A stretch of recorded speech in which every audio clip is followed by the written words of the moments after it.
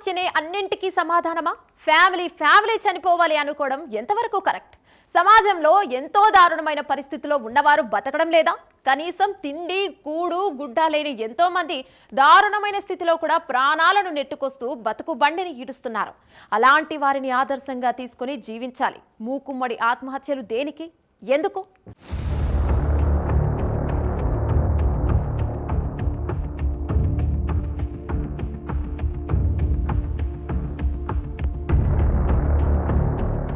Alvin colony division Jagadgirigutta police station పరిధిలో ఉంటుంది ఓ family.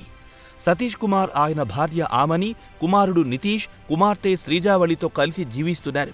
కానీ సడన్ గా వారందరూ కలిసి కూతురు శ్రీజావళిని చంపేశారు. ముందు తాము చనిపోతే తన కూతురును చూసుకోవడానికి ఎవ్వరూ ఉండరని కూతురును చంపేశారు.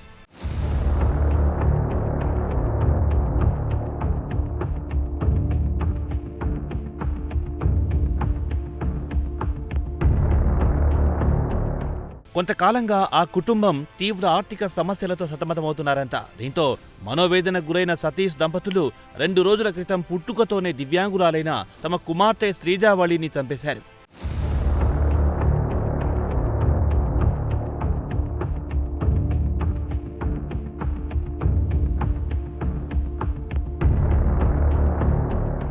ఆ తర్వాత మిగిలిన ముగ్గురు మృతదేహంతోనే 2 రోజులుగా ఇంట్లోనే ఉన్నారు.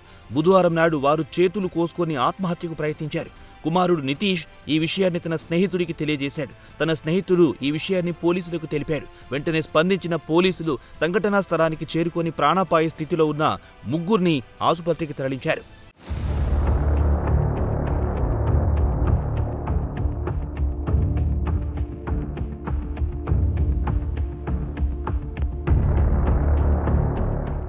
ఈ ఘటనలో ఒకరు మృతి చెందితే మరో ముగ్గురి పరిస్థితి విషమంగా ఉంది. ఈ కేసులో జస్ట్ ఆర్థిక సమస్య మాత్రమే కారణమా, లేదా ఇంకేమైనా కారణాలున్నాయా అనే కోణంలో దర్యాప్తు జరుగుతోంది.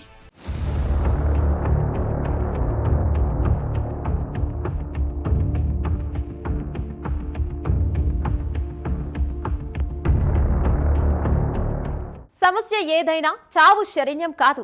అందులోనూ పుట్టు దివ్యాంగురాలు అయిన 18 సంవత్సరాల కూతురును చంపి ఆ తర్వాత 2 రోజులు శవంతోనే ఉండి అప్పుడు వారు ఆత్మహత్య చేసుకునే ప్రయత్నం చేశారు. ఈ ఘటనను కుమారుడు ఫ్రెండ్కు కాల్ చేసి చెప్పడంతో అసలు విషయం బయటకొచ్చింది. అంటే డబ్బుల సమస్య ఉంటే మూకుమ్మడి ఆత్మహత్య చేసుకోవాలా? ఆత్మహత్యనే దీనికి సరైన సమాధానమా?